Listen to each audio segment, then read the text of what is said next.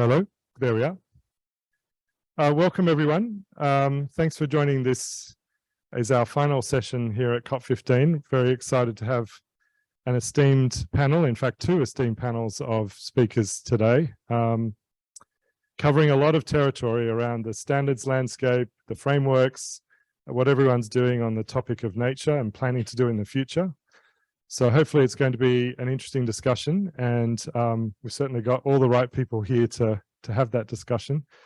I don't want to take too long. I just wanted to welcome you. I wanted also to thank everyone for their participation in our events this week. It's been quite extraordinary, the number of people who've come to our sessions here on data issues, mobilizing the development finance institutions, a whole range of different topics that have been discussed, and it's been a very positive COP, I think, for all of those of us working in this space. You will have seen yesterday two announcements related to TNFD. One was we've secured some significant new funding from the government of Germany, which is going to help to fund our work over the next few years. And obviously we're in the middle of designing and developing the framework at the moment. That work will continue until September when our version 1 recommendations come out. So that's our current timeline for designing and developing the TNFD framework. And then of course, beyond that, we will start moving into driving voluntary market adoption. And in order to do that, we were going to need the support of a wide range of partners, and delighted to say that everyone today is a knowledge partner or active contributor to the work of the TNFD.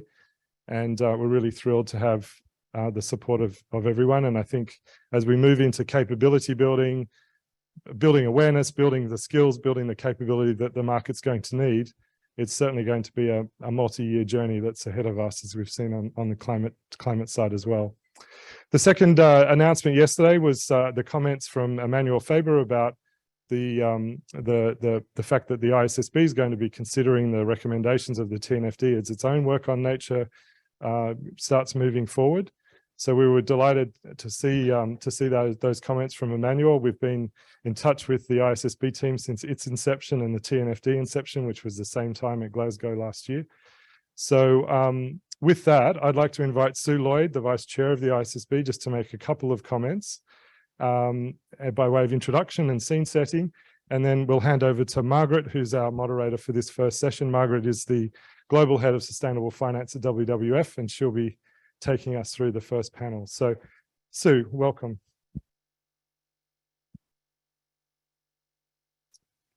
Thank you very much for the introduction, and I'm really delighted to be here tonight. I'm actually looking forward to hearing other people talking, listening to the panel, but so I'll be brief.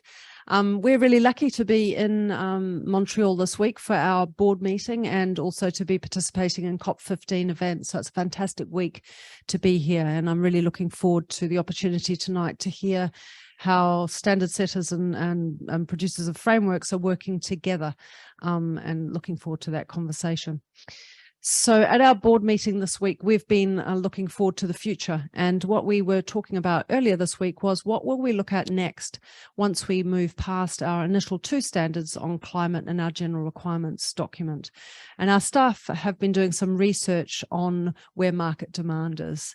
And delighted to tell this audience that the #1 project that's been identified for our potential future research is in the area of biodiversity, reflecting the fact that this is just so fundamentally important to us all and to businesses as well, so incredibly important for capital markets, and also that this is an area where there's much research and things are evolving fast, so an area to be involved in. So the board voted on 4 priority projects that we'll put out for consultation, and the #1 choice was biodiversity. So if you want us to work on that, look out for our consultation next year. We also made a decision in October, which is about the narrow scope targeted work that we're going to do immediately when we finish our deliberations on our climate document. And the work we're going to do there is also linked to nature and biodiversity. So we're very aware that there's a very close nexus between climate and ecosystems. So we've decided that we will do some immediate work looking at whether we should scope some narrow scope additions to our climate work related to ecosystems and also just transition. So I'll wrap up by saying that in our future work, we're very much looking forward to collaborating with others As many of you may know, our work, its foundation has been very much been built on market-led initiatives that have been successful. We built on the work of the TCFD. We were very happy to consolidate with the Value Reporting Foundation, making use of the materials of the SASB and the Climate Disclosure Standards Board. And in the same way, we plan to do that, learning from others and collaborating with others on these new streams of work. So on our climate-related extensions and our future work that we anticipate on biodiversity. And so we were really delighted yesterday to announce that we will consider the work of the TNFD when we do that work. And we also know that you recently discussed the nexus between climate and nature, and we're going to take a very close look at that in our narrow scope work as well. So I'll leave it at that. I look forward to that future collaboration, and I really look forward to listening to tonight's discussion. Thank you very much.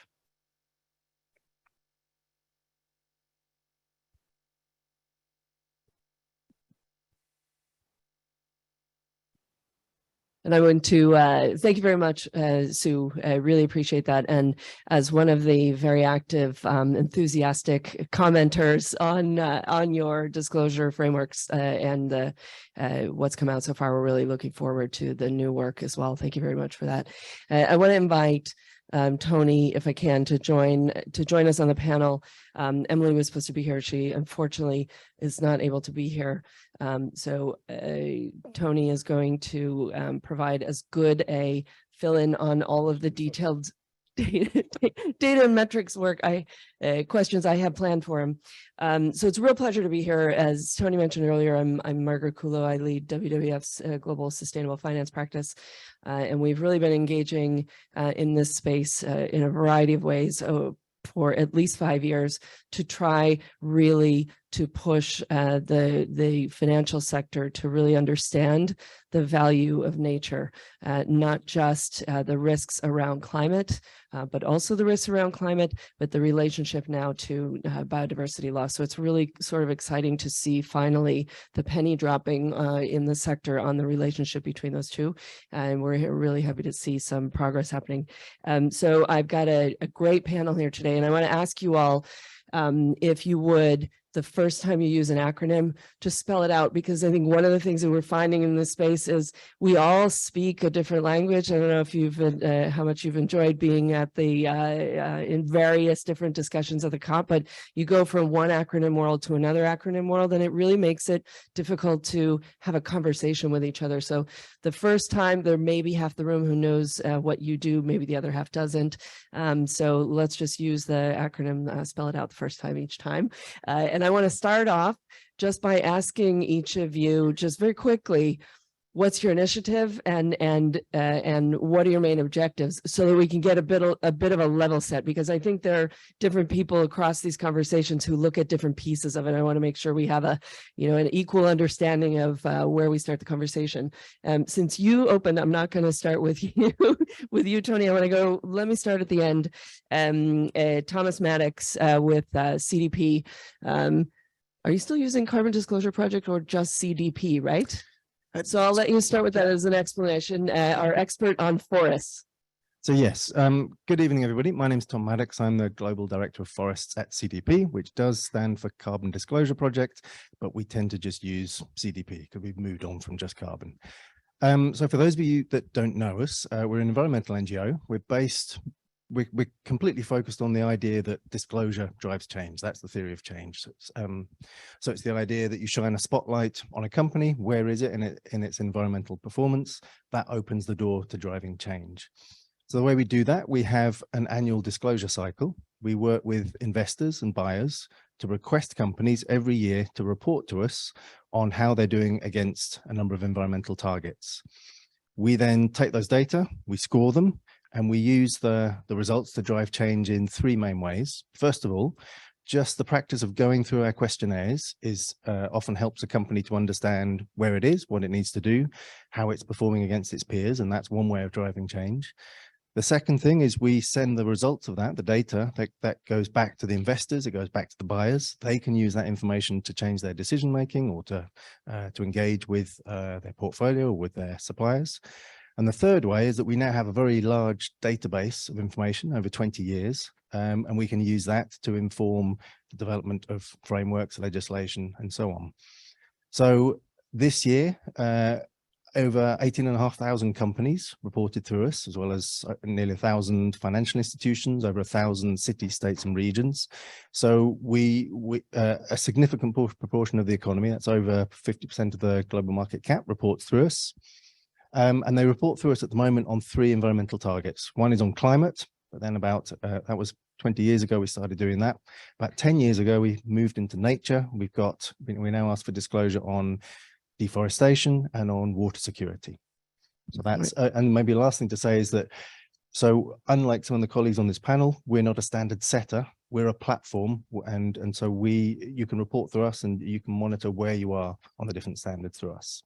Great, thanks a lot. I really appreciate that. Ravi, I want to come to you next, and I'll just introduce you with your acronyms and then invite you to explain the acronym. So Technical Director at the CDSB and also part of the formation of the ISSB. Over to you. Fantastic. So I work for the International Sustainability Standards Board, and that's part of the IFRS Foundation. The IFRS Foundation has a very rich history for those who don't know. So they've been standard setters from an account. International IFRS. Oh gosh. So the International Financial Reporting Standards Foundation has a very rich history. I'm going to try and avoid acronyms here. So for the past 20 years, they've been setting standards from an accounting perspective. And I'm a chartered accountant by trade, and chartered accountants across 144 jurisdictions learn the IFRS accounting standards. So they're mandated, a rich history there. And then a few years ago, the IFRS trustees went out with a consultation and said, look, should we move into sustainability reporting, noting the huge traction which TCFD had drummed up around the systemic risk that climate poses in the financial markets? There was a resounding yes. Couple of years later, last year, the ISSB was set up to a big announcement at COP26. And that announcement also followed with the consolidation of a bit of an alphabet soup. SASB, so the Sustainability Accounting Standards Board, Integrated Reporting, and the Climate Disclosure Standards Board, which I was with, and now part of the wonderful team at the IFRS Foundation. So we've been really busy. Our focus is material information for investors, focused on sustainability related financial information. Investors are a global pool. They have global portfolios, and what we've heard is that they need high quality, consistent, comparable information for them to actually do their job, which is to inform their decision making. So we've been set up. We've got a couple of standards which we're working on at the moment. We've received 1,400 comments on them. Sue and Verity, a couple of board members here, busy, with regards to lots of technical papers to try and finalize those standards. And those standards should be finalized within the next few months. And then it's off to the races. Yeah, thank you very much for that. And thank you, Thomas, for laying the seed at the beginning, like difference between the data gatherers and the standard setters. So we have both of you here. That's great. Harold Pauwels, the technical director for GRI. Welcome. Thank you. Great to be here. GRI, the Global Reporting Initiative. And we started like after the Exxon Valdez big disaster, more than 25 years ago. There was a need in line with financial reporting, accountability framework. There was a need for the non-financial reporting. So what is the impact of an organization on the planet, on the people, on the economy, environment, and on the society? And that was the start of GRI, the Global Reporting Initiative. And under that, there is, in line with ISSB, there is also the GSSB, the Global Sustainable Standards Board, underneath GRI. They are responsible for developing the entire standards portfolio we have. And this is now the global baseline for impact reporting. So reporting on all your impacts, not only for all kinds of stakeholders. We have a multi-stakeholder approach. We have input from all stakeholders in our standards, and we report to all stakeholders. to drive transparency on non-financial information, non-financial reporting, and to drive decision-making in the boardrooms. We have more than 40 standards, universal ones, sector standards, and more than 30 topic standards, not only on nature or environment, but also on human rights, on child labor, on tax, on OHS. So all aspects an organization or report. Occupational health and safety, I'm assuming. Oh, occupational health and safety. Thank you. Sorry for that. And these are all the topics and the subjects which are go over the table in the boardroom. And recently, this night, actually, last night at 3 o'clock, we released our biodiversity standard, our draft standard. So please take a look at it. Send us your comments. But that's in a nutshell the role of GRI. Right, that's great. And then one thing I want to make sure that we get to in the course of the conversation is a number of you have already mentioned that you've got standards or papers out for comment, and I'm sure we're also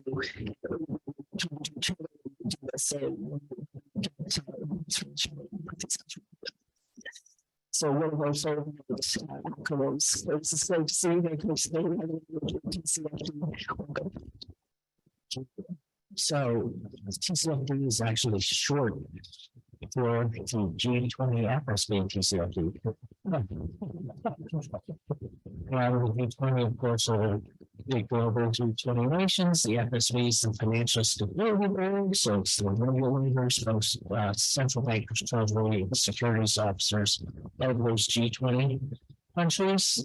They created the task force on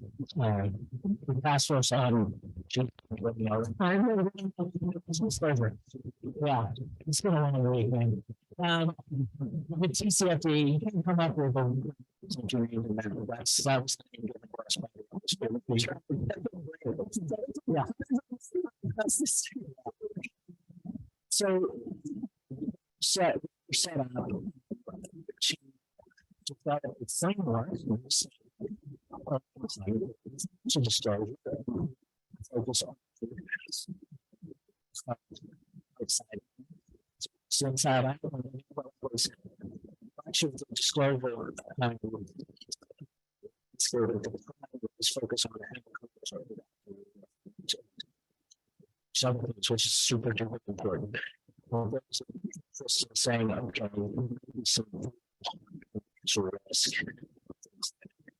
Central bankers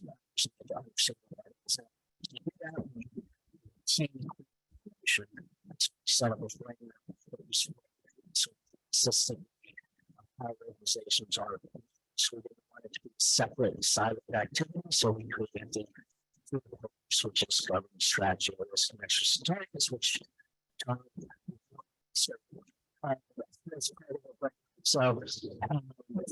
of the student understand this. We all work together a lot, right? We're all making our own serious from each other as much as possible to try to drive this information. The financial markets are very stable in margins, so collaboration. Probably some of us to try to collaborate as much as we do. We spend a lot of time together, but it's important because it's got to be consistent. Otherwise, it's hard. Adoption gets very difficult. Well, we see many different groups and of course a lot of challenges, but we should have to talk about the fact that we are closely aligned. Differences in this case. There's some other outcomes and also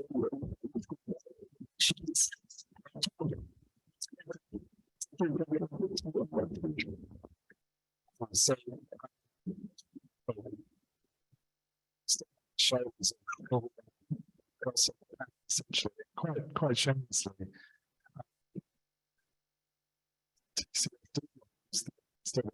We followed the 4 pillars of the TCFD approach because the market was very clear at the outset of our work. And we had a preparatory 12-month phase of work, and I see some people in the room who do it. It was very clear. Don't to climate. We're comfortable with that. We're familiar with it after 4 or 5 years of sweat and tears of investing, understanding how to think through climate. So we've used the same 4 pillars. much leveraging off the work of CDP and GRN and all the things that have been done to identifying their own metrics.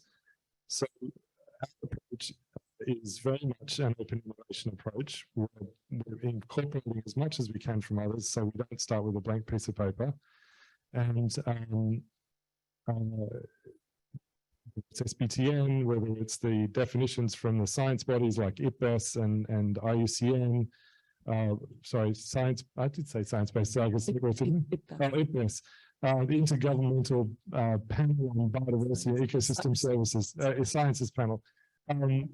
The equivalent of the IPCC, the International Panel on Climate Change. Intergovernmental Panel on Climate Change. So from the science, we're leveraging off the existing standards and metrics and work that's been done by others on the panel. So we can, we're pulling things in from elsewhere, because like Curtis's approach at TCFD, we're trying to build an integrated approach. We're not trying to replicate specific standards. We're trying to pull everything into an integrated approach. What's, I guess, a bit different about TNFD is that we've also decided that because nature is such a new topic, that what the market has been saying it means is don't just tell us what to disclose, we also know the processes that we need to do to get there. So in the mission statement, it's risk management and disclosure. Some of you will put out some goals, so risk assessment, so that we can help companies think about how to identify, assess, respond, and disclose. And of course, that feeds into a set of disclosure recommendations along with the 4 pillars of the TCFD. But so the risk assessment process that we're developing is going to inform a big range of decisions, strategy decisions, risk management decisions, capital allocation decisions. And so we've got about 140 pilot tests on the draft framework that's up on the website. We can have a look. And the insights coming back from this pilot test is quite remarkable at this stage. Just downstairs a few days ago, with biggest pharmaceutical companies, we've just done a full run through of the pilot framework, and we've even gone a step further to quantify what that means for their business. And the conclusion is that the nature risk is bigger than climate risk. Now, maybe that's not surprising for a pharma company, but you can imagine what it would look like to consumer goods and forestry and mining business and other things. So,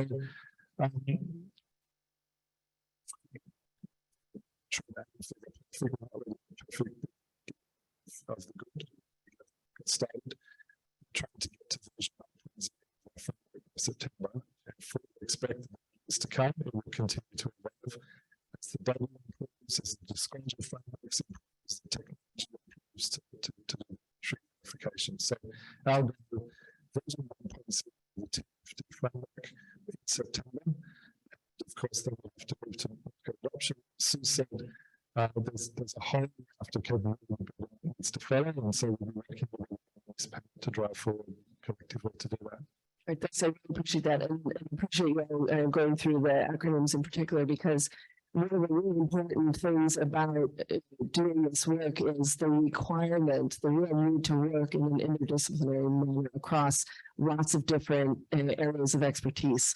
And each of those communities lives in its own world of acronyms and things they know and things they assume that other people know. And I think what we find, especially in the course of the last week and a half here, because you've got a whole bunch of new and different voices at the Convention on Biological Diversity committee, the Convention of Parties. Thank you. So we use the acronym so much and you forget what they mean. So it's really important really to step back and do these once in a while. I find that you're either saying the same things with different words or you're saying different things with the same words, and neither of those things are good. So really taking a minute to figure out, do we have a disagreement or we just don't understand each other. So I really appreciate that, and I hope it doesn't feel tedious because I think it's important. I'm tempted to start with you, Curtis, to ask about the lessons learned on TCFD, but I'm going to come to you second.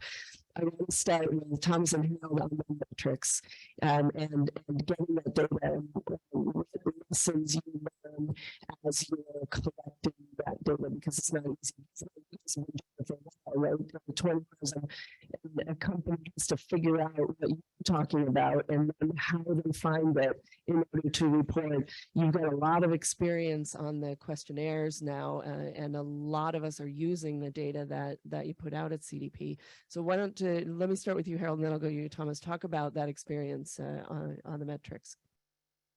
Yeah, so we often get this question, how do you do that? Well, we're a standard setter, and as a standard setter with a multi-stakeholder approach, what does it mean? We create a TC. So let's take now the example of biodiversity.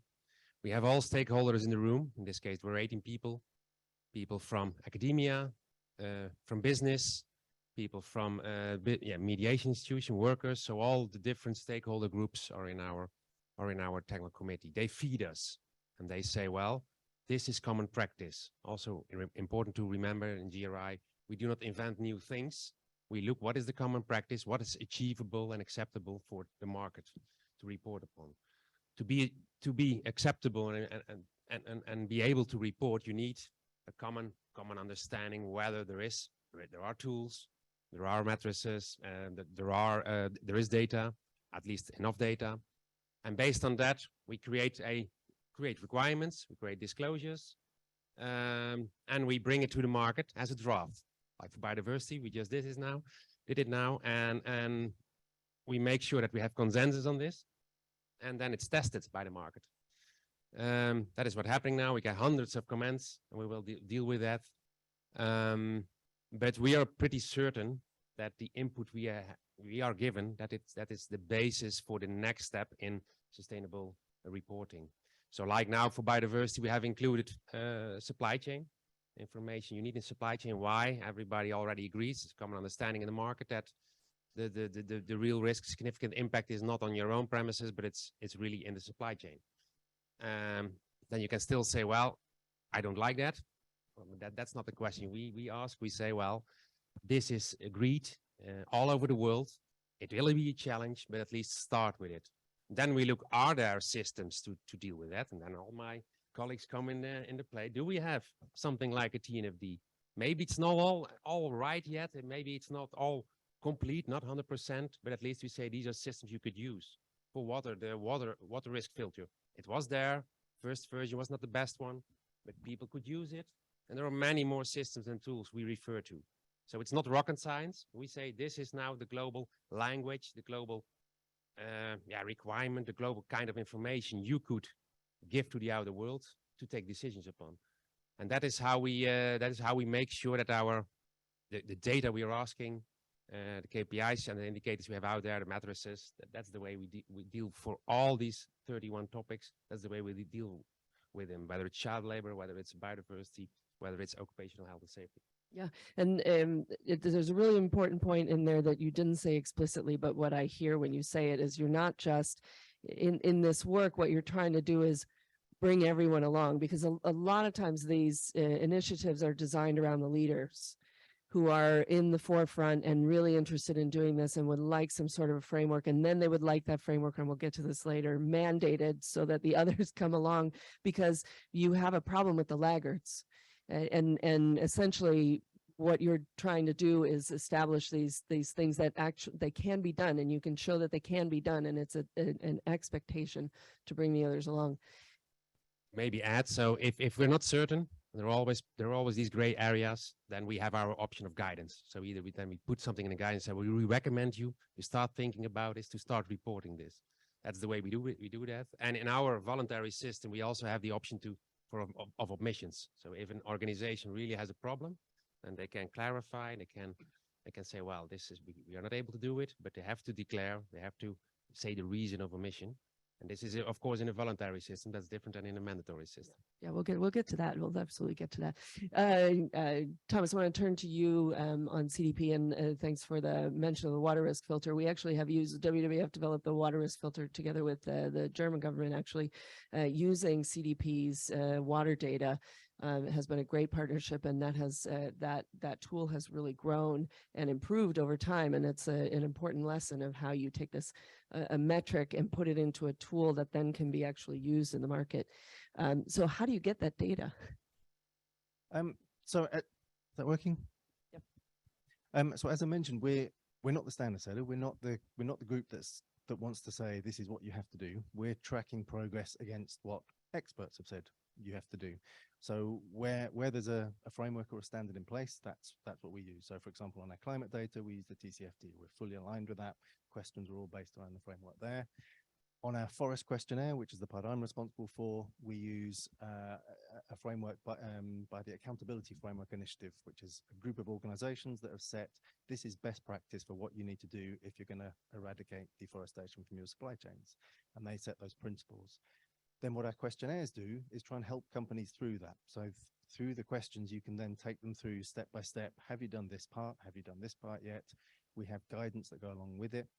It also can happen in different stages. So initially you might be asking just, have you done the fairly light touch stuff? Every year our questionnaires are evolving and improving. And so we kind of add on to that, and we keep raising the bar as well in what you've got to do to achieve the different scores. So through our questionnaires and through the way we evolve them, we can kind of take companies through the different standards and frameworks that are out there. So I want to go back. This isn't a standard, but to targets. So Curtis, I want to turn to you now, and I want to go back. We have, in the case of climate, the Kyoto Protocol, which laid out what the metrics are essentially, and the Paris Agreement, which gave us the 2-degree target and the framing also with aligning finance to that target.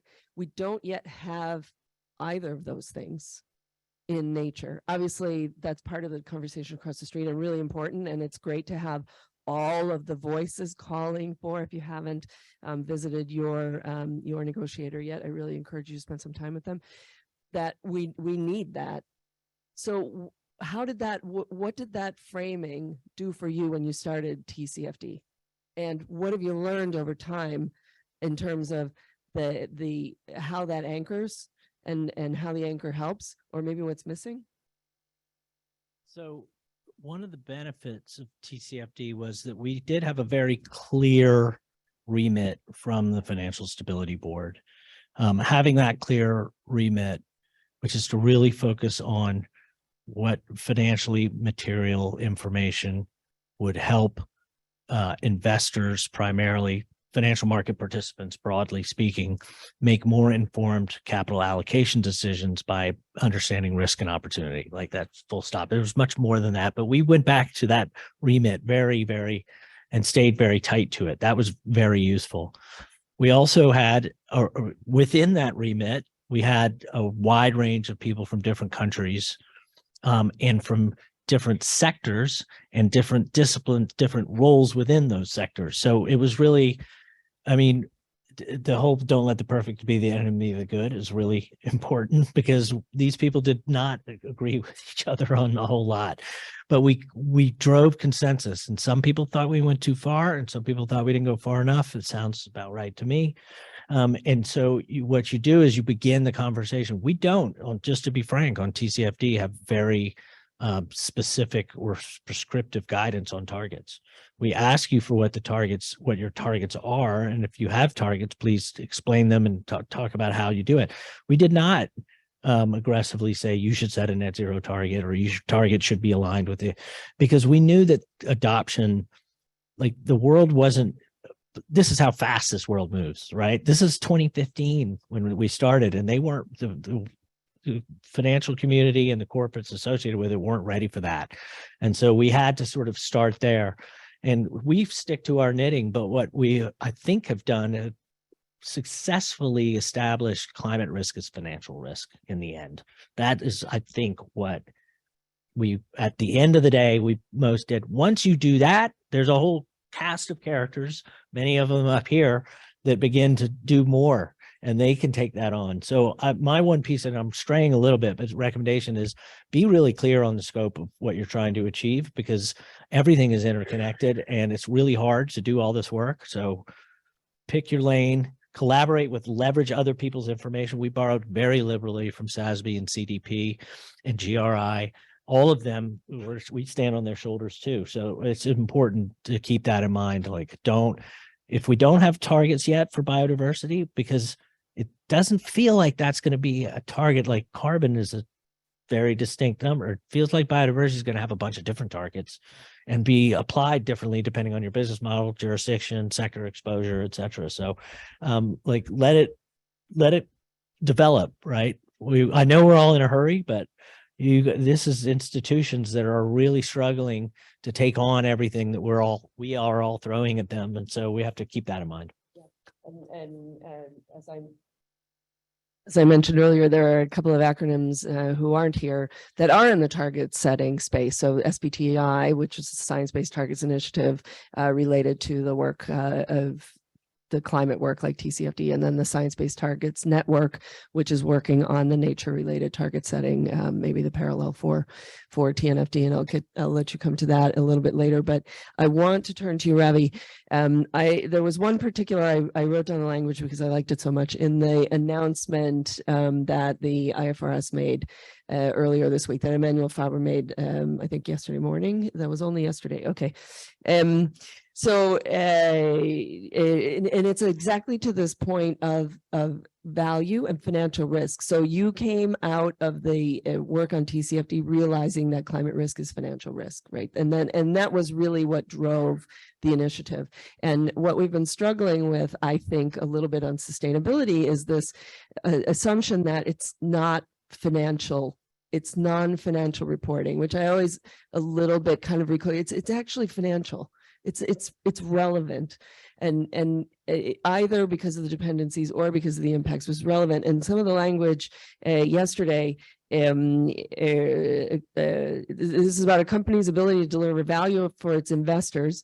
It's inextricably linked to the stakeholders it works with and serves, the society it operates in, and the natural resources it depends on. You need to sustainably maintain resources and relationships to manage a company, to manage its dependencies and impacts within the whole business ecosystem over the short, medium, and long term. All those words are really very important in that statement. Now, what do you do? I know that was yesterday, but so there have been a lot of people sort of waiting for this exact kind of language because it feels like it was embedded in the International Sustainability Standards Board conceptually from the beginning. So now, what's next? Now what? What next? So that was gifted. Now, how are you gonna deliver? Yeah, of course. So that was gifted us by the Integrated Reporting Council, which we consolidated. So you've got 12 years of intellectual property there, which has been cooked up, and as you mentioned, like built upon various different stakeholders, and that's right at the core of a very fundamental standard, and that's the S1 standard. Not very sexy name, but it requires a company to disclose all of its sustainability related risk and opportunities. And right at the heart of that is what Emmanuel Faber had mentioned yesterday, is that the financial value which a company creates is inextricably linked to the relationships and the resources which it depends upon. So that's right at the heart of our standards, and we're going to build upon that. And just take a comment from Curtis is that we've picked our lane as well, and all of our information, or these standards, are very much focused on investors. So all of the information which we're trying to get out of the company is very much focused on that financial materiality. That's right at the core. We've picked our lane and we're sticking to that, but right at the core is what Emmanuel Faber had mentioned. So what next? So the board are very busy with regards to redeliberating various areas which we received comments on. We received 1,400 comments across both the proposed standards S1 and S2. S1, general requirements, I've spoken very briefly about that, and S2, which is the climate standard. And right at the core of this, in addition to what Emmanuel Faber had mentioned, is the TCFD. That's that's core to both of those standards. So what is the governance processes around these sustainability related risks and opportunities, strategy, risk mitigation, and also metrics and targets? It's right at the core. And we're looking to actually finalize these standards over the next few months so that they can be released to the markets, and jurisdictions can ultimately take them and mandate them and build upon them where necessary. We have important memorandums of understandings with the likes of GRI with regards to this two-pillar approach. So we're very much focused on, we've chosen our lane, which is investor materiality, but we understand that there are connections with regards to wider stakeholder reporting, to which we've got this very important memorandum of understanding. So we're looking to get those standards out as quickly as possible. And next steps, very much leaning upon what Sue had mentioned a moment ago, we're not a climate only standard setter.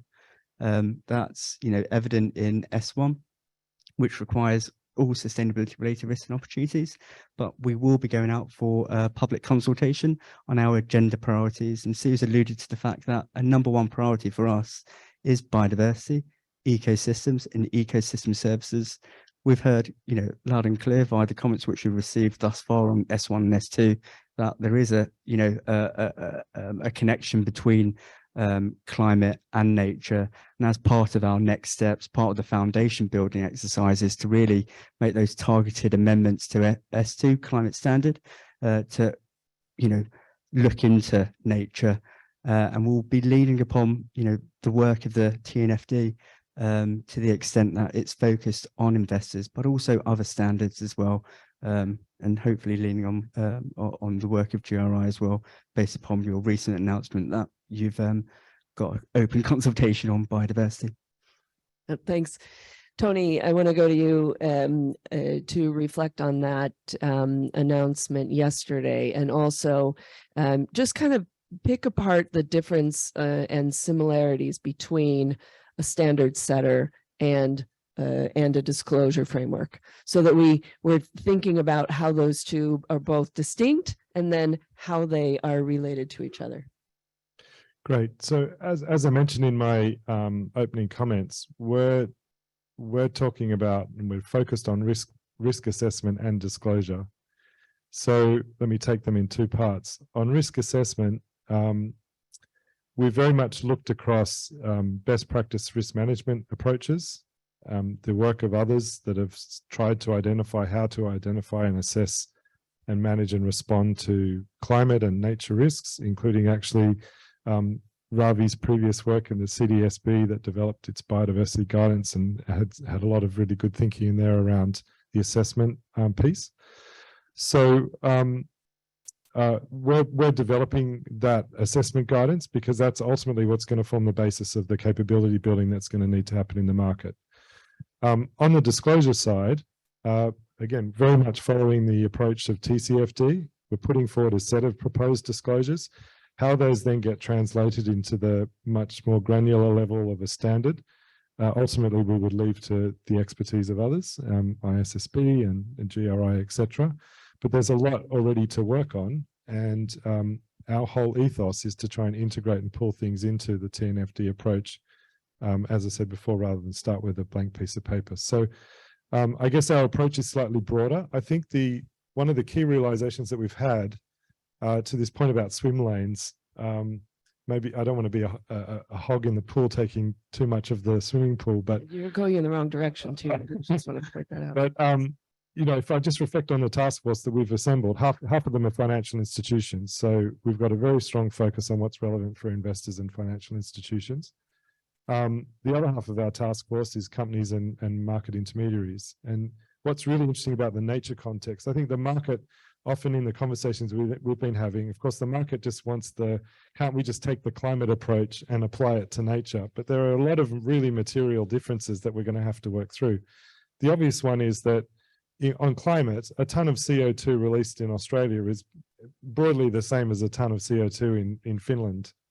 Of course, there are localized impacts about temperature change and things, but we share one atmosphere and we're all contributing tons of CO2 up into that shared atmosphere. With nature, everything's hyper-local. The impacts are local, the dependencies are local, and the risks that will materialize for business and finance are local. So we can't just take a cookie cutter approach to say, well, let's just do what we're doing on climate and move it over. The most obvious example is the work we've already put out around scopes and the adaptation of the concept of scopes. Scope 2 doesn't really apply in the nature context, but scope 3 really applies. And what we've said is we'll break that down into upstream and downstream, right? So, but you think about a beverage company, they've got to think upstream about where they're pulling their water from to make their bottled products. But we also want them to be thinking actually a long way downstream about where's all the plastic bottle pollution ending up and what's their responsibility. So we've got to take a different approach on nature. Everything's hyper-localized. And so that's why the work that we're doing also is relevant to companies, not just to investors, because if we don't build a framework that pulls through the participation of companies up and down supply chains, the big companies and the listed equity markets at the end of the chain won't have the information and the data they need to meet the disclosure requirements that we want to ask of them. So they need their suppliers through their supply chain all the way back to the farm gate to be at some level participating in the identification and the assessment of nature-related risks. And we've got some task force members on our task force that have tens of thousands of suppliers across their supply chains, and they're touching the planet in tens of thousands of locations. So practically, how are we going to do this in terms of assessing nature-related impacts, dependencies, and risks when you've got these incredibly complex supply chains? And of course, that's a whole dimension that's entirely different from emissions in the atmosphere. So we're taking a slightly broader approach, but we think that's what's required because the characteristics of nature are different to climate. Right, I want to ask one more question. We're going to go to you for this, Curtis, and then open it up. So if there are some questions, you just start thinking about them. And part of the premise of when the FSB commissioned this work was if investors have better information, they'll make different decisions so that we can get an orderly transition. Because the concern was a financial stability concern and a concern about a disorderly transition. Obviously, we've just seen from the NGFS, the Network for Greening the Financial System. Thanks, Short, for joining us. So, this is a network banks and financial regulators. Not too long ago, they published a paper worried about whether or not we've lost that window for an orderly transition. What evidence have you seen, since you're a little earlier, that there's actually been a change in investment decision making based on the information that is available? And is it different decision making from the investors or different decision making from the companies as they go through the discovery process to get the information together to make the disclosures? It's a very good question. And it goes back to the comment I can't remember who made, but better information. You know, information is the lifeblood. Good information is the lifeblood of good decision making, whether it's investing, policy, what have you. So we have seen evidence. On the company side, we actually get contacted quite a bit saying, thank you, even though we are disclosure only, the disclosure, to your point, gets people thinking about issues they may have not thought about before. And we have heard really positive feedback that this was a framework that had high utility for them as they tried to address their own climate strategies from a corporate side. Number one. Number two, on the investor side, absolutely. We have seen new decisions, and scenario analysis was kind of the anchor recommendation that the TCFD really brought forward.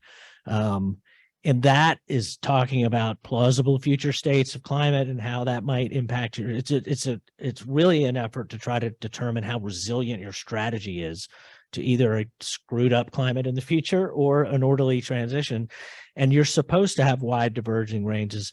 And that has been very informative to investors. And you've seen the evidence of that is cost of capital for firms that don't have good climate strategies or in high emitting sectors, or regulatory approaches, technology declines in technology cost curve declines. All of these things have really come to bear in investors. So I think has it worked as fast and as well as we would like? Absolutely not. But again, I think we created space to think about this in a way that allows for that change to accelerate. And more needs to be done. And I'll make this last point is, I think it's important to think of it from a double materiality or impact point of view, as well as a financial materiality. There's reasons for that, right?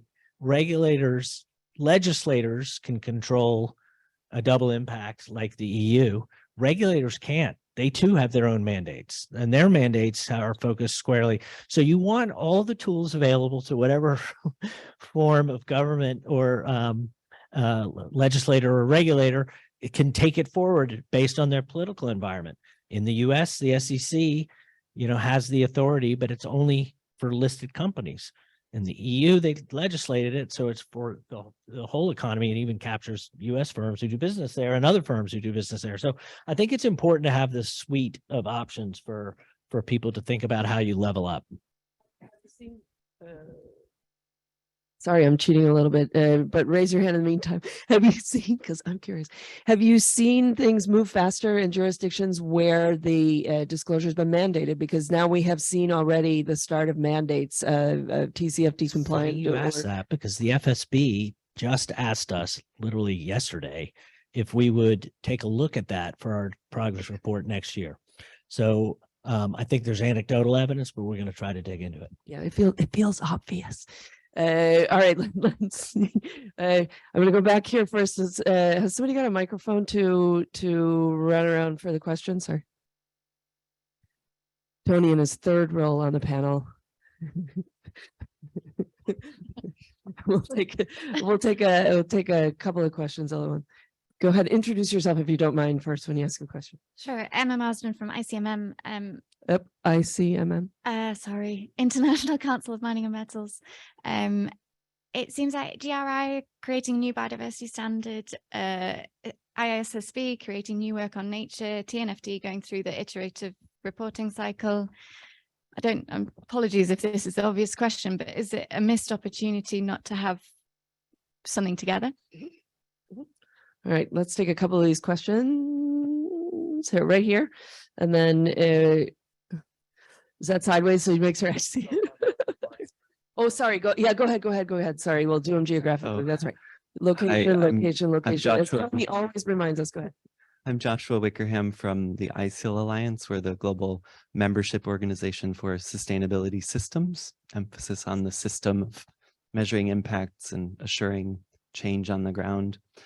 I ask this question of every financial panel or every disclosure system. There are financial and corporate reporting standards, a lot of emphasis on the metrics and the disclosure. And then there are sustainability standards that are more on the ground on hotspots, like the Forest Stewardship Council certifying forests, or Marine Stewardship Council, or other systems.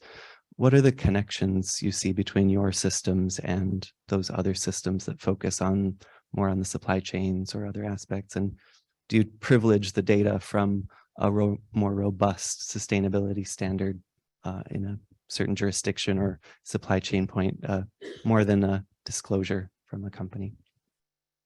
Oops. All right, great, thanks. Why don't we take one more? Why don't you head over this way? Yep. Side? Here, right here to the woman with her hand over. I'm so glad you took my question. My name is Kuhlow. Nice to meet you, Harold, finally. I'm from Gildan. We're a apparel company. We have 50,000 employees and we serve 60 markets around the world. And I'm their global director of sustainability. So I had to ask this question because it was the question that was asked of me before I left work. Everyone here has talked tonight about their connection, with each other, but at the same time, they have their own swim lane, who have connected stakeholders, but then also might have different interests. So for a company, what's the best practice for disclosure?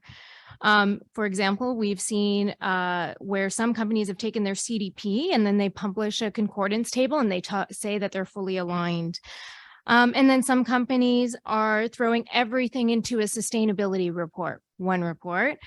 And then there are some companies that put a separate disclosure out, specifically, when I think about TCFD recommendations, specifically addressing them.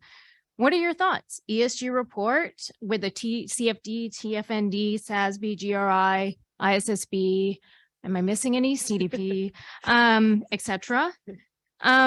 Or with a concordance table, or a separate disclosure that addresses these topics separately. Sorry if that was a mouthful. All right, that's great. That's great. I was hoping for a question on like who does the sick jicks, NAICS codes. You want to do that one? Okay, so we've got a question on missing opportunity to work together, global versus specific, and then Poonam's question. Do you, Curtis, you want to start? And I was going to ask Thomas, do you want to take the global versus specific on the forestry in particular? It'd be interesting to hear your thoughts on that. And I know Curtis, you wanted to come in on that last question. Go ahead.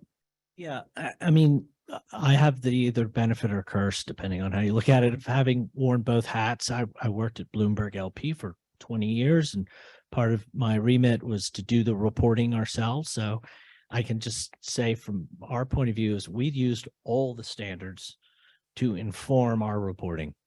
And we did a materiality assessment, and we did it both financial and from a broader stakeholder.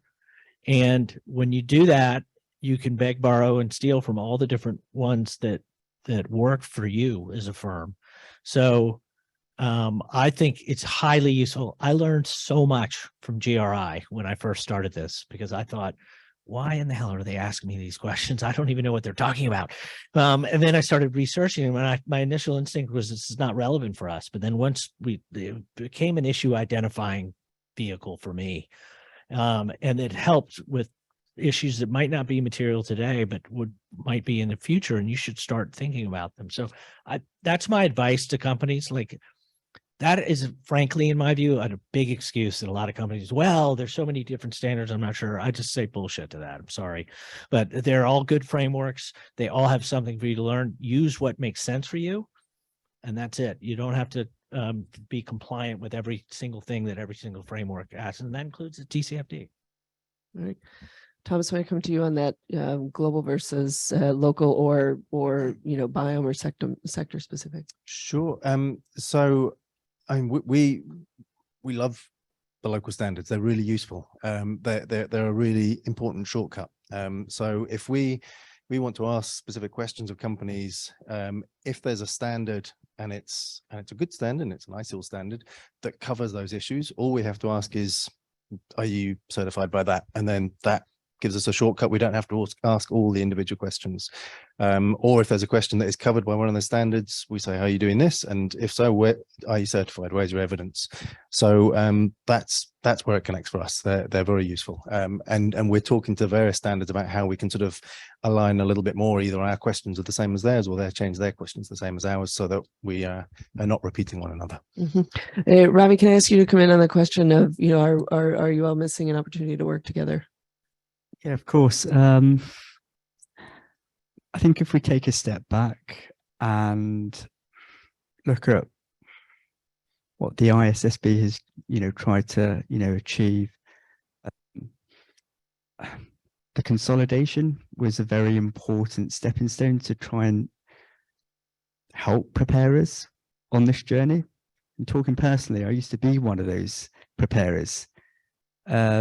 And like Curtis, there is great value in each and every one of, our respective organizations to inform thinking. But my goodness, it was difficult, to actually disclose against multiple standards. And once an opportunity came up with regards to going to standard setting, I grabbed it, because ultimately I wanted to, I just entered this space right at the right time, because there was consolidation happening. And as soon as I heard that, I went for it. And I'm really happy, and I think lots of people are happy with regards to the actual consolidation which has taken place, especially around the financial materiality aspects of standard setting.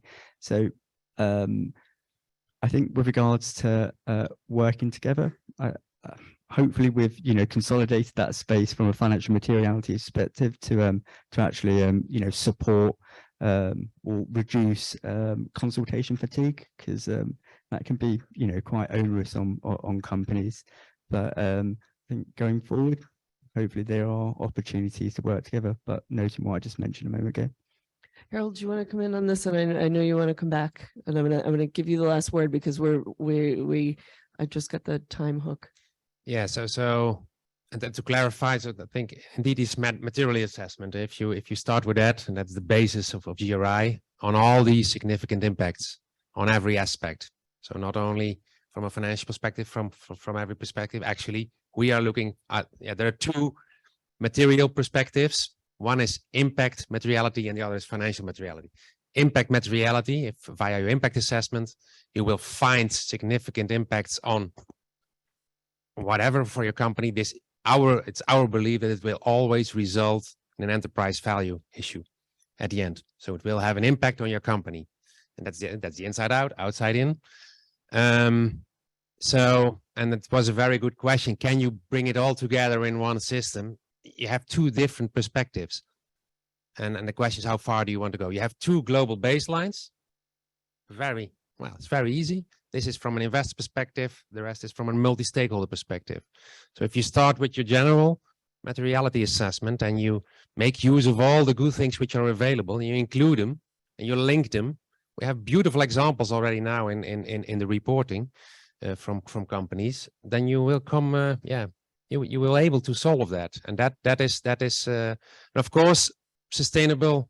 I think materiality assessment is not easy. It will never be easy. It's complex, but just start with it. Even if you don't have enough data, you have the system. We work together on biodiversity. We have a lot to do. But we have this framework here now in Montreal, the global post-2020 global biodiversity framework. This was for us the basis to start with. This was the guidance. If they change some things, we will change our standards. And this is how we work together. And this is step one.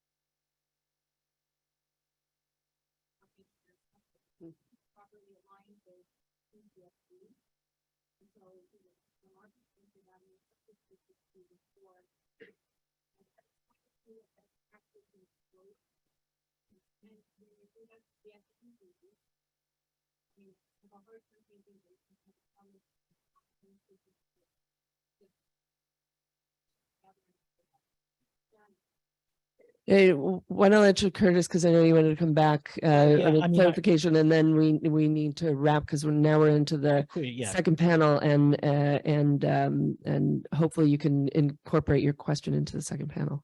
Two very quick points. You'll be gainfully employed for the foreseeable future trying to figure this out. The point about the opportunity to work together, let's remember that there was lots of climate related disclosure from all of these parties here, and it was only recently that it came together. The biodiversity and nature space is relatively new, so having different groups take different approaches at this time feels right to me. And as they growth from experience of adoption, there'll be an opportunity to bring them together. Thank you very much. It's an excellent reminder. It's just, it's only five years ago today that the network bringing the financial system was formed, and the TCFD is not that old either, as you referred to earlier. Is very, very fast moving space. So thanks very much to all the panelists for coming, and thanks for the questions. Thanks for all of you for joining us. And I think we have a couple minutes. Yeah, we have. Sorry, I'm playing multiple roles today because Emily unfortunately is not well. We do have coffee and tea outside. So I would just encourage you, because we've got a great second panel and we're already a bit over, so I don't want to eat into their time. If you do feel like a quick check of your phone messages, grab a cup of tea and coffee and come straight back in, but we'll have a hard start in about 5 minutes. So please don't linger outside for conversation.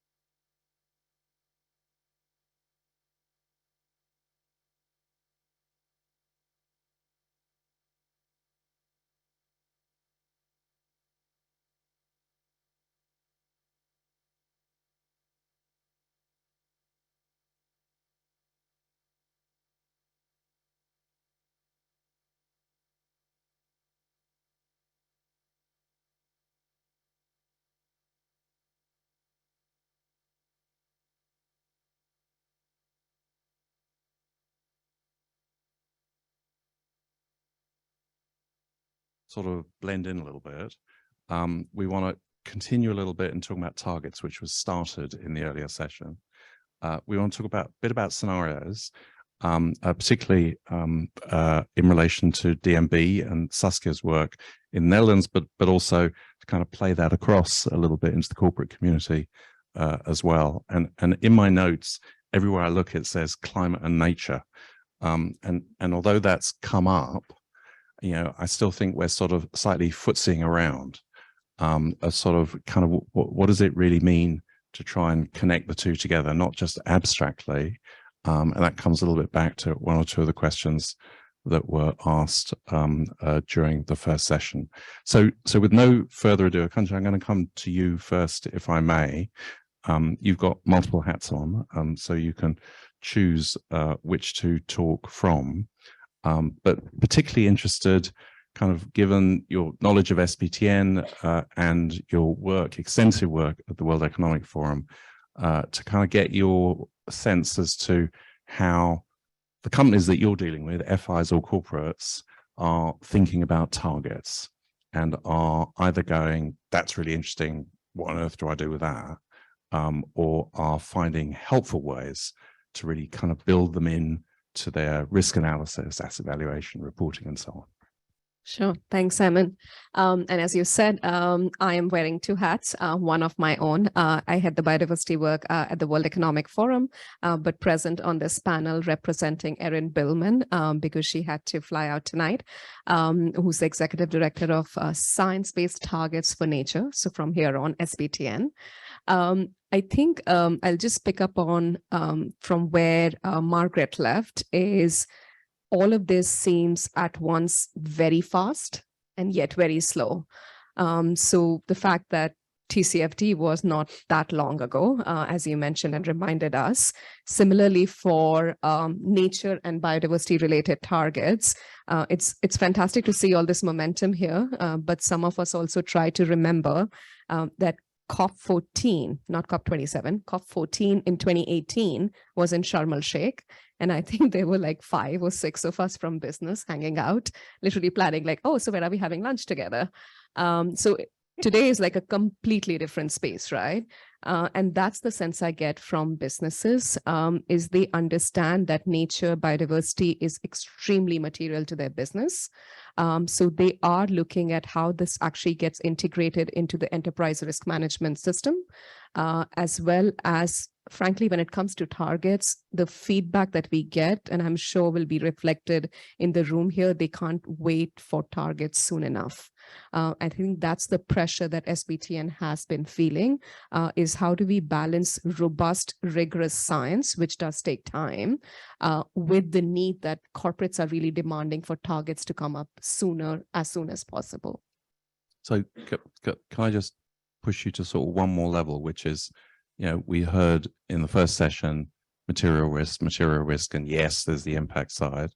How do targets relate to material risk? I mean, surely that's policy. That's kind of, and that may seem obvious to you, and it may seem obvious to some others, but kind of how are your companies squaring the circle between got to figure out what's material and here's a high level target? No, fair enough. And I think many of the acronym organizations who have been on the board here have all signed up to and agreed upon just the common way of communicating this. So this is the ACT-D framework, which aligns very well with the LEAP framework of TNFD, which is assess, commit, transform, and disclose. And I do want to emphasize it's not a linear process. It is circular, and many of these pieces will go hand in hand together. So for companies to be able to assess nature-related targets, and going one step deeper, nature, what the targets that SBTN is setting out for go across biodiversity, land, freshwater, and marine. So we're looking at nature holistically and building again on the strong work done by SBTI, which did the targets for climate and really built that momentum. So we're just like helping complete the story now. So if we just take a very practical example, we did have representation here from AB and Bev. So for them, a huge amount of materiality, both in terms of risk as well as the impact and dependency that they have, is water. So I think they are really front runners in terms of thinking about how do they set targets for water. So that's just one example. But then if I am a Walmart and I am looking at sourcing commodities from different jurisdictions, I do care about what is the health of ecosystems in those jurisdictions, because that's what basically the health of my commodities depends on. Brilliant. No, thanks very much indeed. Super helpful. So, Saskia, I'm going to turn to you if I may. DNB, your Dutch translation, Dutch Central Bank, first central bank to do a sort of nature-related stress test. Super exciting. Lots of others have been built on it. Just absolutely brilliant that you did that. I'm keen for you just maybe to draw out one or two lessons from that early experience, since now we have the entire network of central banks greening the financial system, trying to get their heads around how to do that stuff. And maybe just for people who are not necessarily very knowledgeable about the central banking scene and really how it filters down, kind of what difference does it make, your financial stability test vis-a-vis biodiversity, for how an individual investor is looking at nature-related risk? Just it's obvious to you, but may not be obvious to everybody. Just kind of help us understand the sort of downlink. Yes, thanks, Simon. And thanks for the invitation. Coming here, I've had multiple people say, I've heard you on 2 panels already today, which is an indication that the day has been long, but I'll try to entertain you nonetheless. So as to DNB, the Nederlandsche Bank in Dutch, it's true, we did one of the first assessments of biodiversity loss and the risk to the financial sector, but I would say it was never a stress test at that point in time, never, because it was quite a static analysis. So what we did was look at the assets on the balance sheets of the institutions we supervise, so pensions, insurers, banks, and see, okay, so what assets are at risk, which ones are dependent or highly dependent on ecosystem services. And indeed, the staggering numbers we found of gross exposures, this says nothing about losses in an adverse scenario yet. They were big. So that's why others followed, did similar assessments, found similar large numbers. And now the challenge is, can we indeed develop a stress test? So you were asking about, so what is the work that has been going on now? I would say it's 2 exciting things. We, as the Dutch Central Bank, are taking our work further. So we're building on the study we did and published 2 years ago. And we will now indeed try to develop the first stress test. But it's work in progress and it's not easy. And I can share some more insights about how that experience is at the moment. And the second thing is, of course, the NGFS, which has a broad membership. And there the goal is very much broad dissemination. So ideally, the type of assessments that we have done in the Netherlands, that has been done in France, in Malaysia, Mexico, those types of assessments will be done by more and more parties and supervisors across the globe. But we're also moving beyond that. So with the Task Force on Nature, I'm co-chairing together with Banque de France. We started our work in March this year. We have several goals. First of all, we're working on a conceptual framework that will provide a common language for the supervisors and central banks that are members of the NGFS to actually incorporate nature-related considerations in what they do. And that framework basically links the concepts of transition risk, physical risk, but then as regards nature to natural capital, but in the end also how that leads to actual credit risk, market risk for individual institutions. And that's very much where the macro meets the micro. So we try to aggregate and see what is the systemic risk for a sector, for example. But these types of assessments will also yield a risk profile for individual institutions, which is something that we can subsequently pick up in day-to-day microprudential supervision. So that's something we're working on. And very explicitly, we've started working on scenarios. As you're probably aware, the NGFS offers a suite of climate-related scenarios. It's open to the public. Any supervisor or financial institution can use those scenarios. Ideally, in the new end state, that suite would be expanded with integrated nature climate scenarios, but that requires a lot of groundwork. So we're doing that in the coming year. We expect to publish a technical document towards the end of 23, which outlines a lot of the decisions and we have to make to face those challenges in modeling. I mean, a lot was said in the previous panel, local versus global, how do you measure, etc. So we'll be dealing with all of that and hopefully offering very pragmatic ways of moving ahead.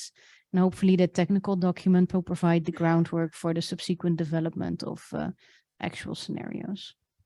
Yeah. And I think it's worth mentioning that one of your ex-colleagues, in fact, Irene Hemsker, who's now at the European Central Bank, is helping to lead the climate scenario work at NGFS and now figuring how to draw some of the nature aspects into that next round of work. So there's sort of a sort of crab-like convergence from both directions, kind of nature to climate, climate to nature, which I think is fantastic. Just one more question, again, displaying my ignorance, certainly, perhaps not other people in the room. If we think of the nature scenarios and sort of nature financial stability tests, is a framework like TNFD in any shape or form relevant? Or are you building, do you end up building something completely different? What's the reference point between a TNFD framework that's kind of used at the investor level and the methodology that you're using at a financial stability and scenarios level? Well, I would say the both are very complementary. I mean, the TNFD framework is designed to be used by corporates and financial institutions alike. It's very much on a micro level in that sense to get the individual risk profiles up. Of course, we focus very much on those traditional sources of operational risk, credit risk, market risk for financial institutions, and we take a macro or systemic approach. We liaise a lot, so our secretariats are in touch a lot because of the complementarity. So we can learn a lot, and hopefully the disclosure initiatives such as by the TNFD will yield better information, insights, at some point comparable data, which of course can be input for our own risk assessments as well. Yeah. And just, sorry, just last sort of tweak of the question. And would the methodologies that you're progressing at a central banking level on nature and climate and the linkages also cascade down and influence investor level methodologies? Does it, you know, you've talked about the uplift, does it kind of work in the other direction too? I would personally expect, yes, of course. I mean, look at what is happening for climate. That is indeed the first topic that we picked up as central banks a couple of years ago. Fairly recently, for example, we had the European stress test for climate-related risks. That was all the significant institutions, so the larger banks in Europe that participated. So there you have, you know, a top-down stress test that is being done, and that yields insights for all those individual institutions who also delivered some bottom-up information. So there's a large trickle-down effect. And I would think that even the banks that weren't involved in the exercise started thinking about, okay, so what does this mean for us? So I would expect that there's a large impact on individual institutions. Yeah. Saskia, thank you very much indeed. Joy, let me come to you. So you're sitting in the middle of all of this as GFANZ and as that community of actors that GFANZ in some ways represents, you know, targets, you know, risk frameworks, scenarios, financial stability tests, stress tests. I mean, it must be really quite stressful. And sort of into that, the sort of the bit of jargon that we haven't really come to are transition plans, which kind of fits into all of this stuff that we've just been talking about. And so help us understand a little bit kind of how in amidst this fascinating architecture that people are building around you in a way, you begin to help FIs sort of build out those transition plans to take account of ... all of the above. Sure. I'd like to ask everyone a question though first, is how many actually know what a net zero transition plan is? Raise of hands. And my colleagues can't answer. Just put your hand down.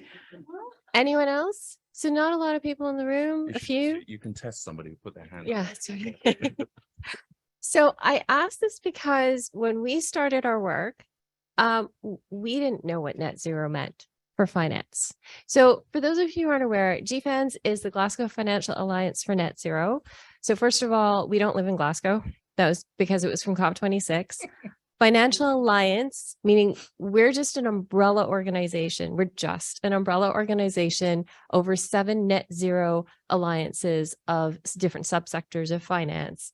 And net zero, to Curtis's point, and I work with Curtis, full disclosure, he's on the team as well. That's our lane, is net zero. So we took all that and then we were told, okay, come up with recommendations and guidance. We're like, okay, great. And then we went to our practitioner group because we're practitioner led. And the first thing was, so what exactly are we trying to achieve? What is net zero for financial alliances? Because we have TCFD, which is risk assessment. We have SBTI, which is target setting. We have, if you're investors, we have ICAPS, investor agenda, like many, many different organizations doing slightly different things. So what we did is looked at it and said, okay, if it's net zero and we're finance, so what is it that finance actually does? We move capital to where it's needed. And in the context of net zero, it's needed in 4 places. And we define this as transition finance. One was climate solutions. One is supporting companies that are already aligned to net zero. One is supporting companies who are aligning to net zero. They've made a commitment. They're on their way, haven't quite gotten there yet. And the 4th one is managing phase out of high emitting assets. So to your question, Simon, we had all these organizations doing different things, and a lot of it was emissions based. And so we felt where we could actually add value and start to answer some of these questions about what do we do next was to define what it is that finance can actually do, which is drive finance to these areas. And then we built a framework about how finance could do that in a credible manner and build back some of that trust that, to be frank, has been lost throughout the years on commitments and promises, and then hopefully provide useful recommendations and guidance. Thank you. That's super helpful. I hope nobody's confused anymore. So question, which is, that there's a sort of view of the climate agenda that it gets to look more like nature when you talk about resilience and adaptation, and it gets to look less like nature when you talk about net zero. And actually, when you talk about resilience and adaptation, it's just as complicated as nature. Yeah. We deliberately didn't touch it for that reason. That's sort of what I want to since part of the question in this session is also how we connect the climate and nature agenda. I'm kind of keen to understand, not to catch out GFANZ, but just to understand where does the resilience and adaptation piece begin to lock in to transition planning? Because that's likely to be a major piece of the bridge into the nature agenda methodologically and analytically. So can I disagree with you? Completely. So Hopefully. Okay, this should be fun. Is it time yet? No. Okay. So again, we had to pick our swim lane because to try and tackle adaptation, resilience, just transition, nature, net zero I had 6 weeks to put that report together was totally impossible. And again, I'm really mad because Curtis had 9 months to do TCFD. I had 6 weeks. So where I disagree with you, though, is because when you come down to the fundamentals of science, terrestrial and marine ecosystems absorb 60% of the anthropogenic greenhouse gases. There is no way we reach net zero without addressing nature on a fundamental level. The question that we can't answer yet, or we're trying to, Tony, I'm looking at you, is what part of it can we do with the private companies and the private finance? And that's the risk identification and assessment. Because there's some stuff that's going to be public finance and governments and other organizations will come into play. But what part of that can private finance actually do? Is it, for example, just nature-based solutions if we had effective carbon markets? Or is it addressing it on a risk level for every single decision we do? Or is it accounting because we have PBAF, and I have no idea what that stands for, Principles for Biodiversity Accounting Framework for Financials? Okay, thank you. So where is that? Because if it is an accounting— Thanks, Curtis. Thanks, Curtis.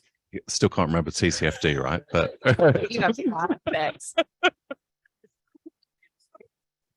Which is why we work in a team. But if it is accounting, then it comes into all the net zero commitments because then you account for it. And it will obviously be maybe more direct in different sectors, right?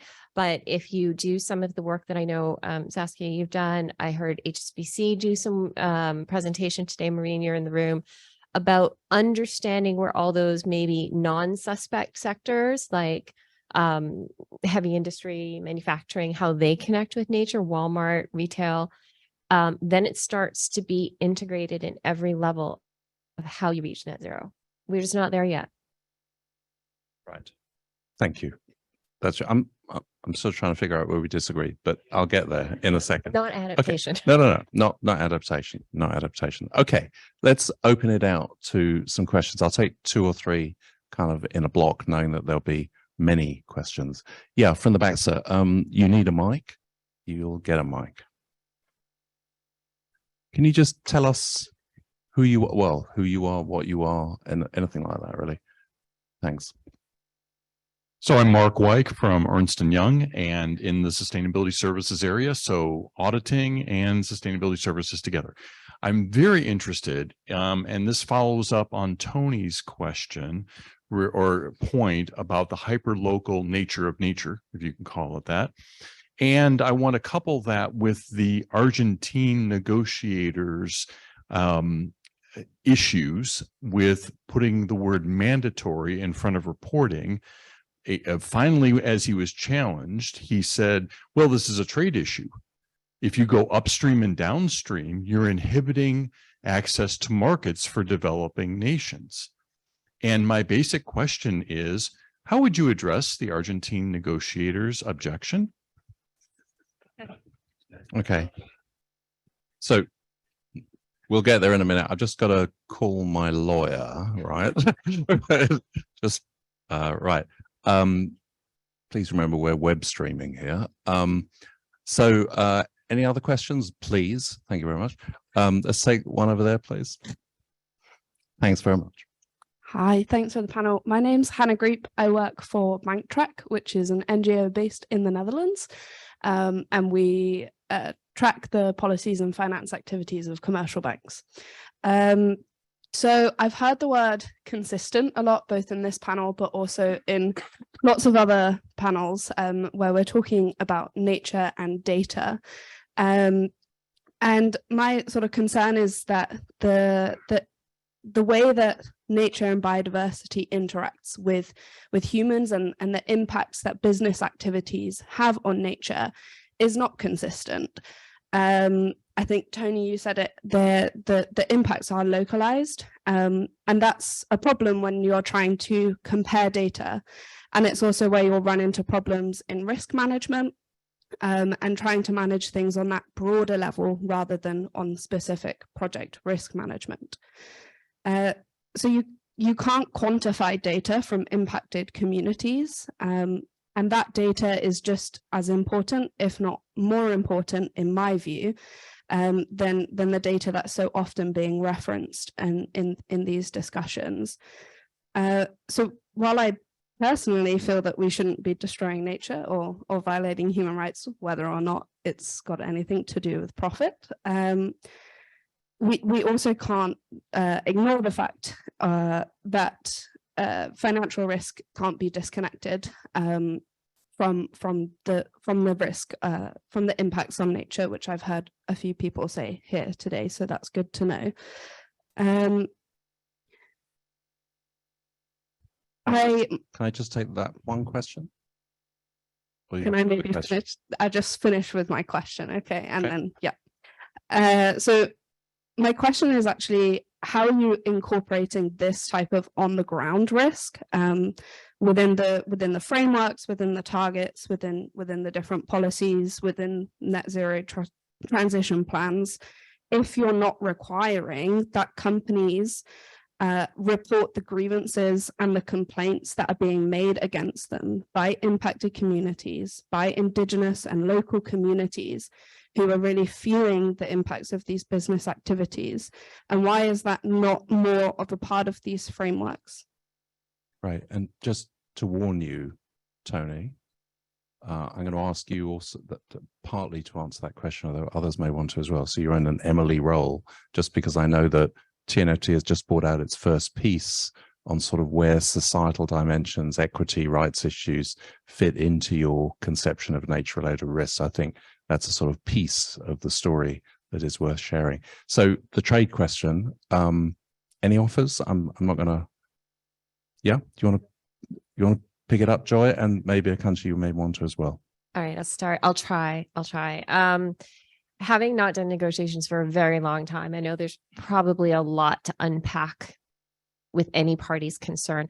So speaking as my other hat, which I used to work for an asset owner who did fundamental investing and had to do a lot of diligence and everything, is I think what they're getting at with the mandatory is thinking about comparing, right, two different opportunities. They would look at it and go, okay, well, maybe there's a developing country and companies in that country who simply can't meet these requirements, right? And, you know, a very well-resourced multinational based in a developed country could, so, okay, I'll go with them.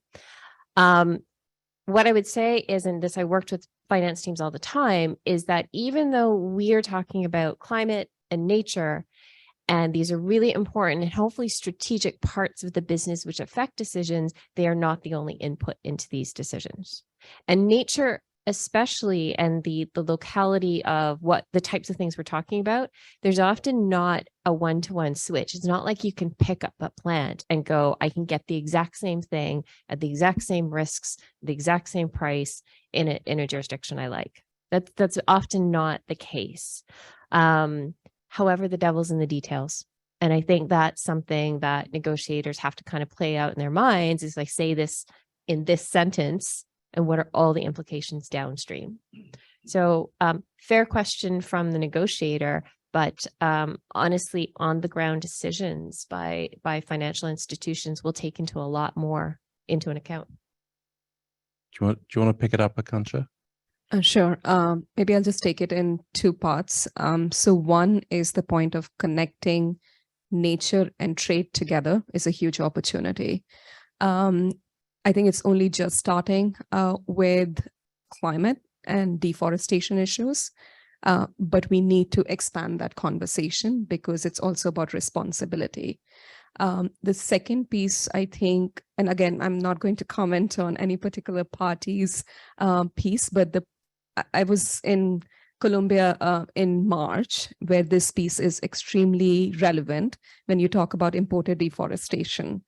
The question that it should be raising, or this discussion should be raising, who's paying the price for transition? Because if the decision by a big commodity trader is to just simply shift sourcing from jurisdiction A to jurisdiction B, that doesn't mean that jurisdiction A is going to stop deforestation or nature harmful activities. It's just going to go to other markets. It may not come to Europe, for example. So the piece on the table here is, how can private sector, commodity sources, and developed market governments actually help transition jurisdiction A from point to where it is nature positive, right? So today, unfortunately, the risk for transition falls on the farmer and not on other parts of the supply chain. And the second piece, which was also heard in the last 2 weeks, at least in the panels that I was on, is who's going to absorb the cost of reporting as well, especially when it comes to small and medium enterprises and when it comes to farmers on the ground. So I think it's a systems change problem rather than an individual piece. And just as you're grabbing a mic, Tony, to start the second question, just to sort of say as a side note, Brazil has threatened the EU with a WTO claim around the EU's zero deforestation due diligence requirements. So I would have, my personal view is, I have every expectation that these topics will become a trade issue very quickly. Yeah, I think that's a whole space. And of course, because the WTO is in such chaos, yeah, we don't really have an infrastructure to approach that in a very deliberative way. So I think, yeah, that's all to come, would be my take. I'm going to start with you, if I may, just on the second question, then I'll open it up to another round. And then if any of the main panel wants to pick up the second question as well, then feel free to. Tony. Great. Well, thanks for the question, Hannah. I think there was a lot in your question. The approach that we're taking is our framework's built around a need to assess and disclose four key components in very simple terms: impacts and dependencies on nature, and risks and opportunities to the enterprise. So disclosure of impacts and dependencies is fundamental to what we're developing and putting forward, that companies need to both assess internally and then disclose to investors. And what's coming through really clearly, and of course we know this from the science, but anecdotally through case studies that we've been looking at, is dependencies and impacts are inextricably linked to each other. Let's just take a simple example of a beverage company. Beverage company needs to extract water from a watershed. That's its key ingredient. If it extracts that water today at an unsustainable rate, it's actually increasing its vulnerabilities and dependencies in the future, because that watershed may no longer be able to provide the same flow of water in year 2, year 3, year 4. So impacts and dependencies are inherently connected. By the same logic, if a local community is a steward of an ecosystem area, and a company doesn't have a sensible and balanced respectful relationship with the community that's a steward of the relationship, not looking after, not having a proper engagement with those local communities could lead to more vulnerabilities and risks in the future to the very ecosystem services that they're taking out of that local environment. Today, we just spent, my team and I spent 4.5 hours with 35 Indigenous leaders talking about exactly these issues. We published, as Simon mentioned, societal dimensions to our work as a discussion paper in November. So we're looking forward to more feedback. And so this is an area that's under active consideration by the task force. We had a fantastic discussion today, getting the perspective of those who are the stewards on the ground in communities around the world. We had representatives from Africa and Latin America, the Far East of Russia, etc. So this is an area that we're working on. We were talking about, should we incorporate as a baseline the UN general principles around human rights? What additional aspects might we need to consider building on top of that? But as a disclosure mechanism, as I think Curtis was saying earlier, we can encourage market participants to describe and disclose certain information. We can't mandate them to do anything. That responsibility sits with government. So what we're looking to do with the encouragement tool that we have is we've already put out a draft disclosure, which basically says we expect companies to describe the type of engagement they've been having with stakeholders, including rights holders, recognizing that rights holders are different from other types of stakeholders. And so we can encourage them to make certain statements, consider certain issues and make certain statements as they try to fulfill that disclosure requirement. Now, that's a completely new disclosure on top of the 11 that were put out by TCFD, because nature impacts are local, it's where communities live. And so we need to have this level of disclosure around how is a company interacting with those local communities. So it's all work in progress. We're hoping to have more guidance on this in the March update to our release. Of course, there'll then be a period of further consultation and feedback before our final recommendations in September. But we've been in discussion with Indigenous peoples and local communities on these issues now for about 6 or 7 months. And today's discussion was the first time we got together, and it was the beginning of a longer conversation we'll be having. Brilliant. Thank you. I'm a bit long-winded. I'm actually going to pick up another couple of questions, and then I'll come back to the main panel. There were two lurking here in the middle. Felipe, I'm not sure about you. And I'll take somebody over there as a third, maybe a fourth, unless, yeah, please. Thanks, go Simon. Ahead. So that's a question for Emily, who's sitting over there.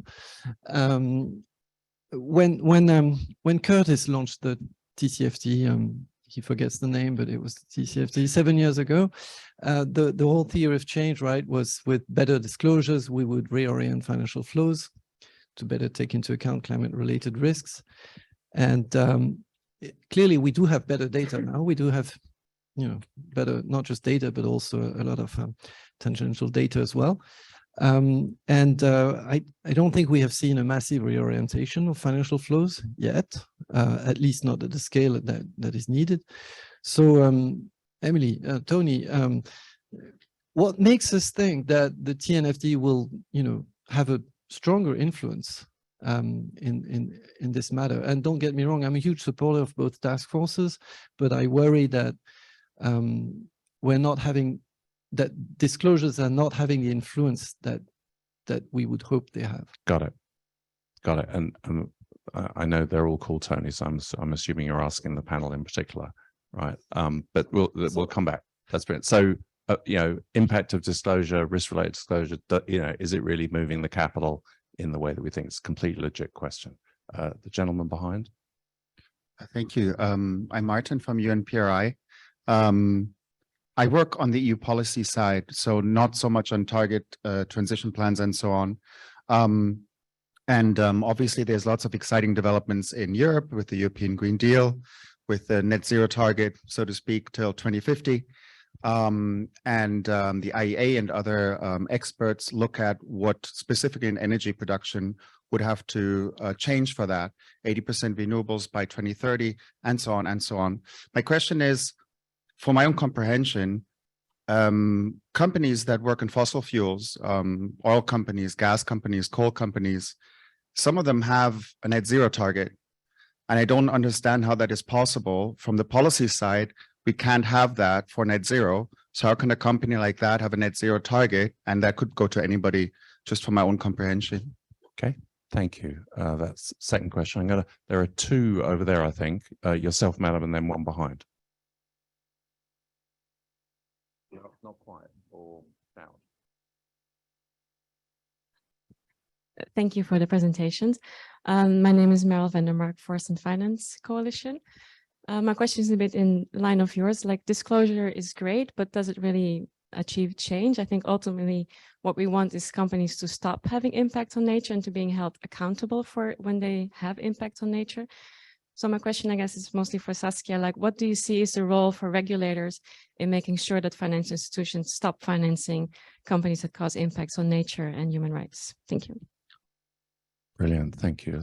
And there's a gentleman just sort of there. Yes. Great. Thank you. You all know me because I was in the first panel. But maybe on the one question on the indigenous people and local communities. So we have a standard, two standards actually in GRI for many years, and it's very much underreported actually. So it seems it's not really a risk. So what is the panel thinking? How could they elevate this in their risk assessment? And because it will become a risk with lawsuits, etc., with local communities and with indigenous people. So what is your opinion? Who should take the lead there? It's not Tony and it's not me. Got it. Thank you. I'm going to take one more gentleman lurking in the middle there, back there. Felipe Arango from the TNFD Secretariat, and it's just fantastic work being done by all of these organizations, and it's complex to put together. How do we not forget about the consumer in all of this? Pension funds are investing our pensions, financial institutions are investing our savings accounts, sovereign funds are investing our taxes, corporations are making revenues from our choices as consumers and services. How do we filter all of this so that we can nudge consumer behavior and actually have an urgent transformational change for consumers to choose the right product, services, and financial institutions? Thanks, Felipe. So we've got 4 questions, but you don't have to pick them all up. Actually, you can just ignore the ones that you're not interested in. But there's definitely a question about what about all these folks that are digging holes? How can they be net zero? So oil, gas, coal, etc. 2 questions about the effectiveness of disclosure. And maybe it's not just a sort of binary question. Is it working? Isn't it working? But also, how can it work best? Yeah, so, a mixture of the two, just to kind of ease it a little bit. We've got to follow through of the sort of societal impact piece of it and where that fits in. Particularly interested, Saskia, whether that fits into a kind of central banking view. And then that sort of, is it working or isn't it working, particularly coming back to, is there a regulatory play to make, whether it be as a central bank or whether it be as a financial regulator or the financial regulatory side of your work. So maybe you could sort of pick up a little bit on particularly whether disclosure is working or not, how one can make it work as effectively as possible in the financial community, then we can go through. Okay, I will do my best.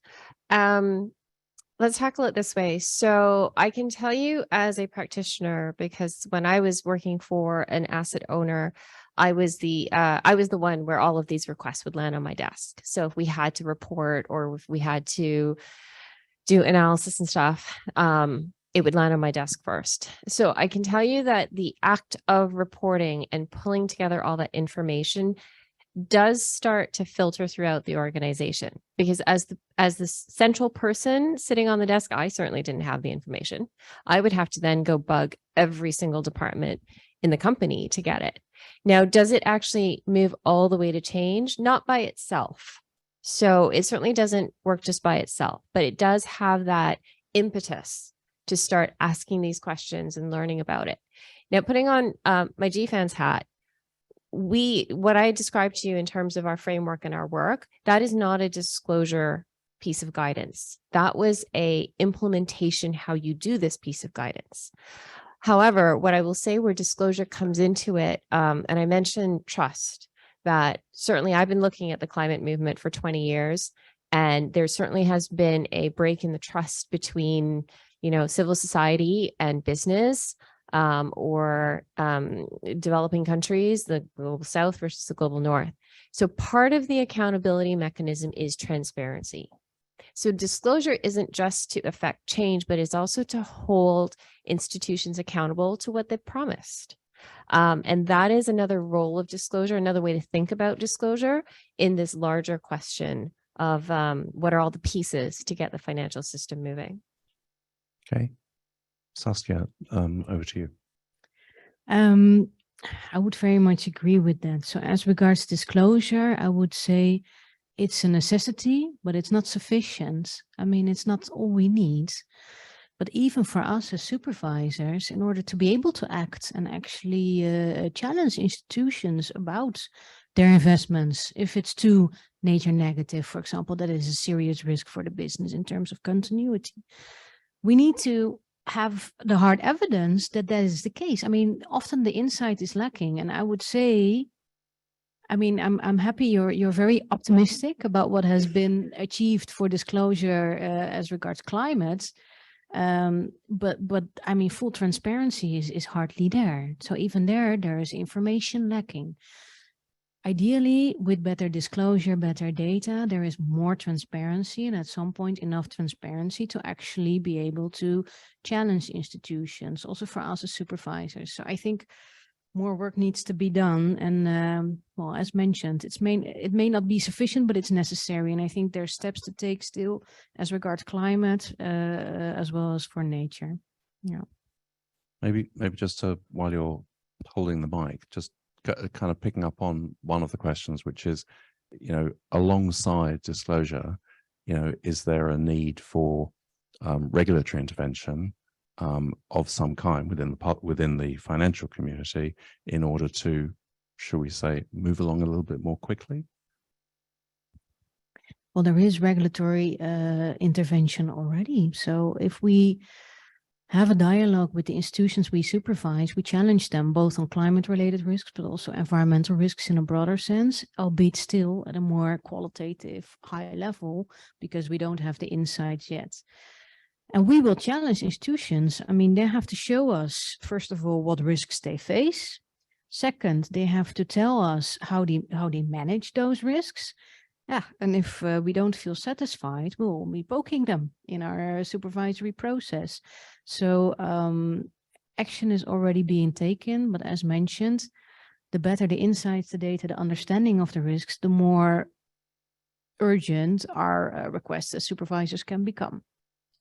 Can I just jump in quickly? Yes, actually, hang on. Thanks, Simon. I'm not, we are in a better place with better disclosures rather than without, no doubt.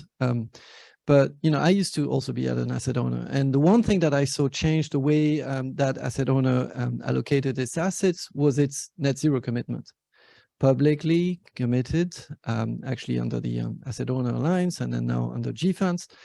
That changed investment decisions. Before that, we had more and more data, and I couldn't see any significant change in the way portfolio managers were allocating their assets, aside from a few exclusions, which were anyway imposed top-down on them. So I hope we reach a different state when, you know, as of next September, we have the TNFD guidelines, and somehow, maybe magically, I don't know, somehow there is a reorientation towards nature positive finance and outcomes, but it's super slow. We need not just disclosures, but we need commitments as well. Can I add something else to that too? Please do. The other thing that I would point out is that the finance professionals who are working and making some of these decisions, especially in senior positions in the company, like CIO, et cetera, none of them have ever studied this. I mean, even 5 years ago, when I said I was an ESG person, if you Googled ESG, you get a techno rock band from Dallas, I think, on YouTube. I am totally serious. Like, I had a work stream when I was good. No. No. So I had a work stream where nobody actually knew, and it was one of the heads. It was like a senior vice president of one of the asset classes. He didn't know what ESG meant, and so he Googled it, and he got that. So one of the things that we do have in our framework is culture and skills. Is it takes time for the finance professionals who are doing the analysis, who are working with the data, who have to understand what data ask for them to even understand all these things that we're talking about. If you think acronyms are hard, try explaining, you know, global warming potentials and scenarios to someone who have never ever done this. So Got that's it. another time issue. Thank you, Joy. We're running a little short of time, but Akanksha, no. Definitely want you to answer the two most difficult questions and not the easier ones. So there was, you know, our GRI punt. There are standards out there. Why aren't folks using it? That's the societal grievance right side. And then there was Felipe asking about the consumer side. And I thought, given that WEF also deals with the whole consumer side, you might kind of draw that into the conversation a bit. Sure. Yeah, I think that's a really good question because we sometimes get lost in our own technical worlds. And to the point that you were raising about just education, culture, and skills, I mean, the data is not there only for regulators and investors. The data is also there for media. I think we need to be able to tell better stories to consumers and use more data to show what's actually happening. So I think there is something about building capacity for different stakeholders in the society that we're telling just different stories. Right now, there's so much panic, honestly. I mean, I do a lot of research and work on reports. I think by Friday, I'm depressed. I'm like, I need to quit this and maybe just go work for somewhere else. So I think we need to share the fact that things are moving, but they could be moving fast if we had ABC. And of this, telling stories to consumers is a big part of it. And related to that is also, I think somebody was raising the point on consumption. I mean, the equation is not going to be only with emissions. At some point, we have to rethink consumption, particularly in the more affluent part of the world. And that I'm not saying that just think about consumption in terms of reduction, whether it's a tech solution in terms of refurbishing buildings, or it is really about behavior change. So I think there is something there. On the GRI piece, I really don't know much, but all I would say is to the point that Tony was saying earlier, companies do recognize the risk can be of multiple, right? Like there's physical, systemic, but there's also very significant reputational risks. And for many companies who may be in the extractive sector, etc., their right to play depends on how they actually engage with communities on the ground. So it's just how do we elevate and connect the dots a little bit also with the more macroeconomic issues. Brilliant. Thank you. So it's 2 minutes past 8 and no one has fallen asleep, which is very impressive. And I'm sure that we could continue, but actually folks could imagine also having dinner and stuff like that. So firstly, I wanted to thank the three of you and yourself, Tony, for a really excellent session. Super interesting. Thanks for the questions people asked. Thank you all for your attention. Perhaps you join with me in thanking the panel for their contribution.